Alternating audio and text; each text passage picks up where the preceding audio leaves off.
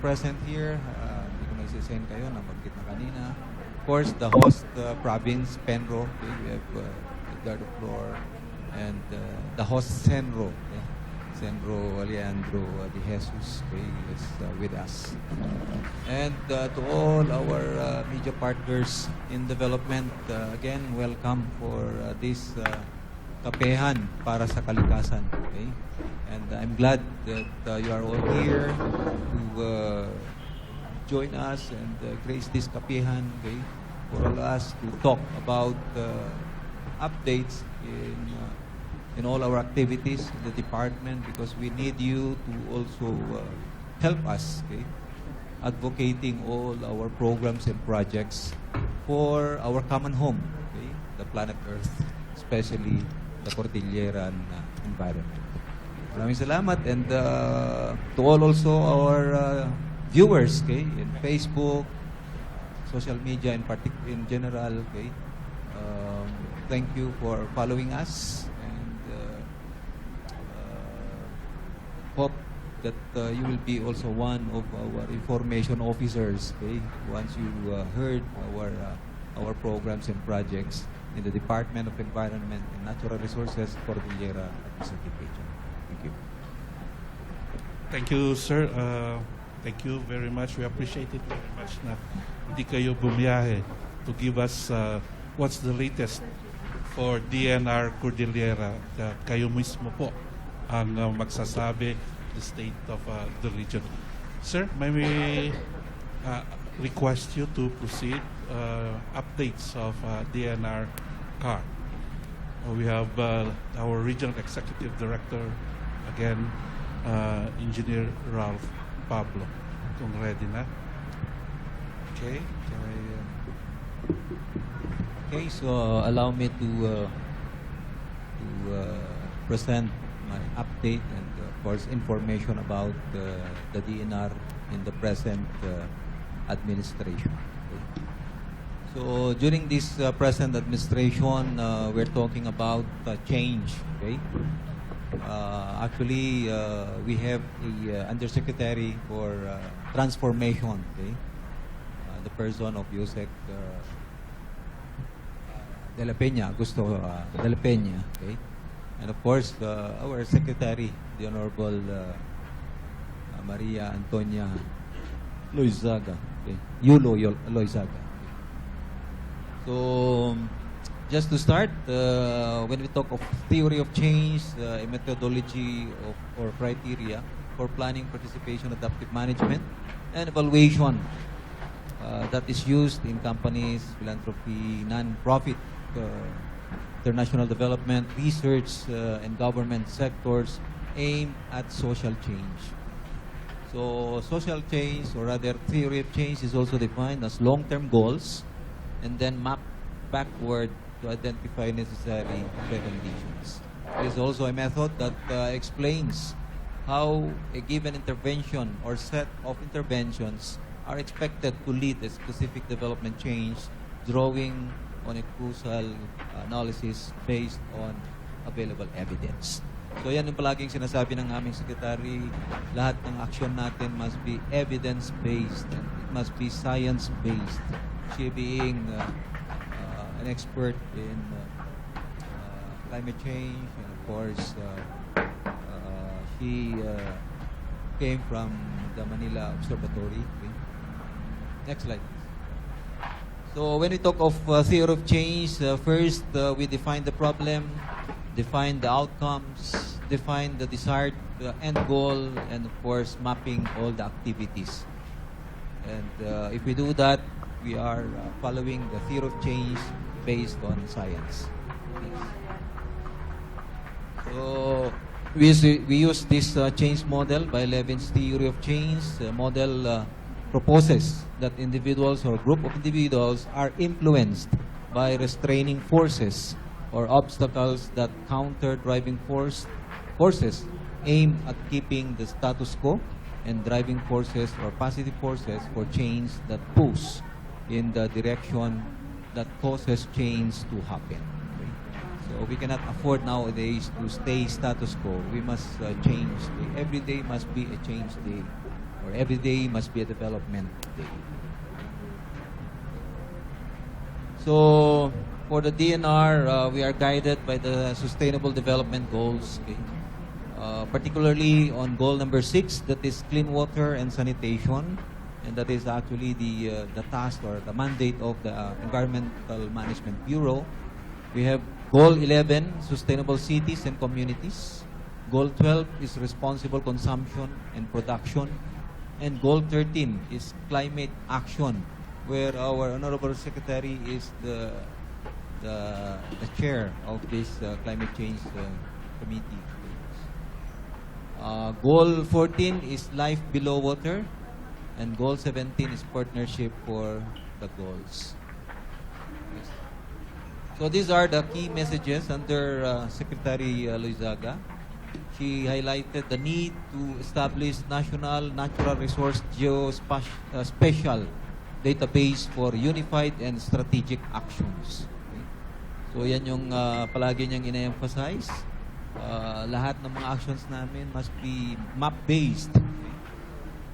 Advance in implementation of the natural capital accounting system.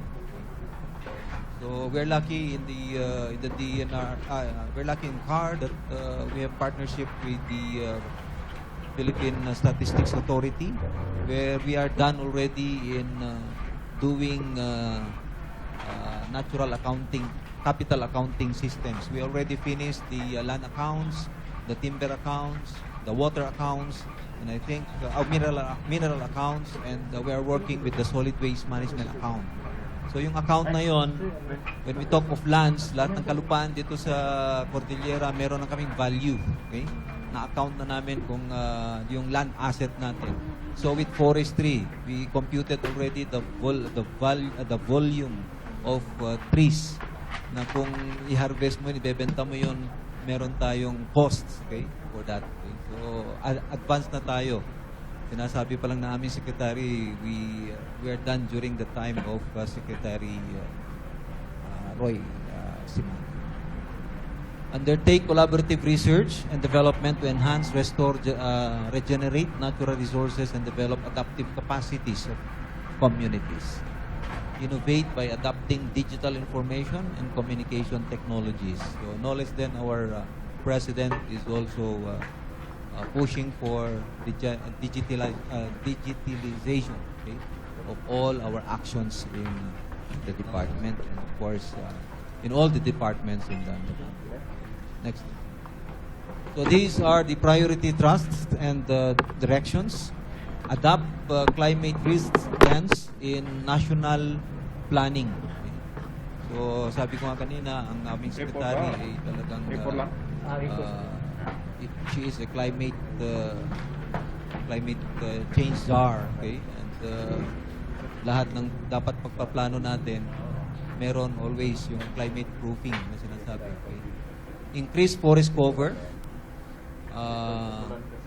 conserve protected areas and biodiversity resources, improve water quality and solid waste management. Ensure water security. So bago ito, ensure water security, resilience, and water stress areas. Kasi makikita natin na medyo meron tayong scarcity of water already. That's why this is one of the priority thrusts of the department, to ensure that meron tayong continuous water, sustainable water that we drink and use for other domestic purposes. Sustainably managed mineral resources. This is also the concern of our Line Bureau, the Mines and Geosciences Bureau. And of course, the land management. Okay? Land management involving land titling, surveying, and land titling, I should say. Disposition of public lands. Next. So, when we talk of adaptation or adapting climate risk lens in national planning, we promote convergence and policy coherence among national government agencies. Ang sinasabi ng aming secretary, we should not work in silos. Instead, we collaborate with other government agencies, especially the local government units. institute risk-based ecosystem management and nature-based solutions, and invest in green opportunities by implementing the sustainable finance roadmap. Next. For increased forest cover as one of the priority thrusts of the department, first bullet there is the delineation of protection and production areas in our forest lands. Then conduct an updated forest boundary delineation as the basis for refiling of a bill adapting actual land use on the ground, and incentivize compliance and strengthen enforcement against illegal logging activities, and conduct tree planting activities with the stakeholders, and of course continue our national greening project. Next.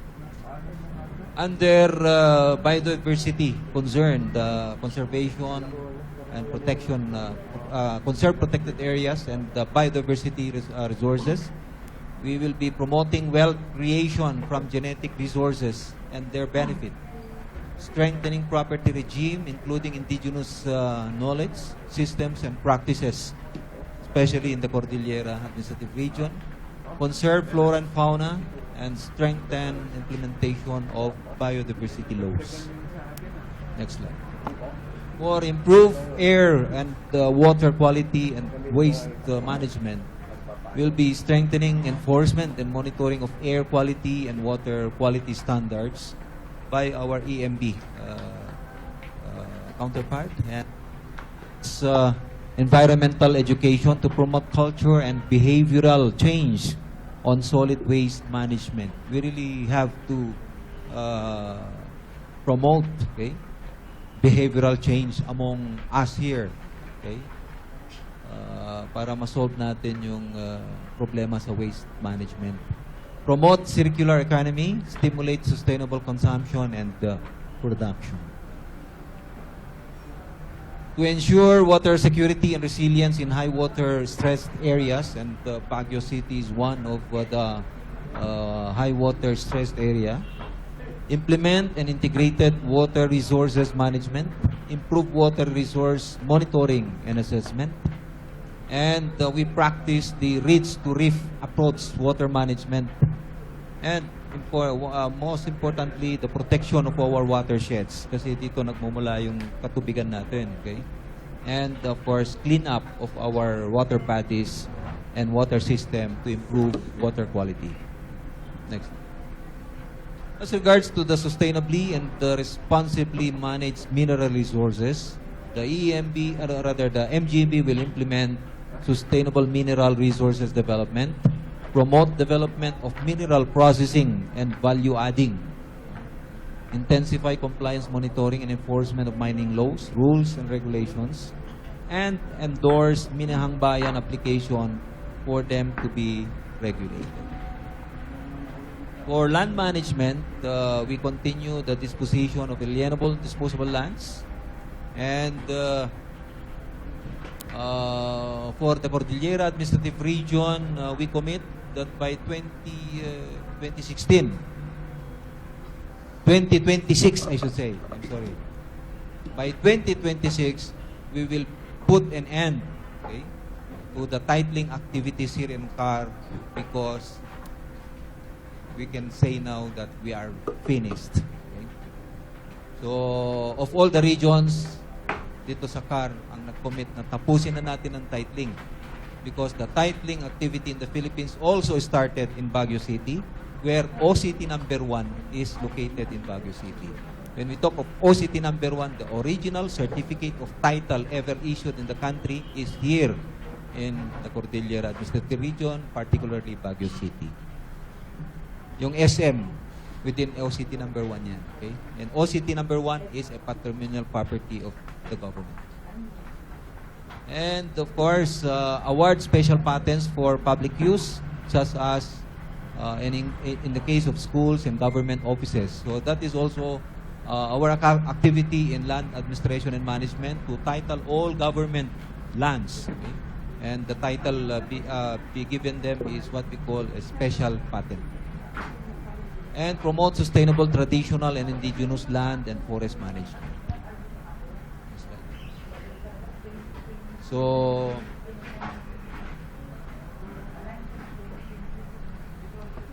yan po ang ating programa sa DNR under the leadership of the Honorable Secretary Maria Antonia Yulo Loizaga.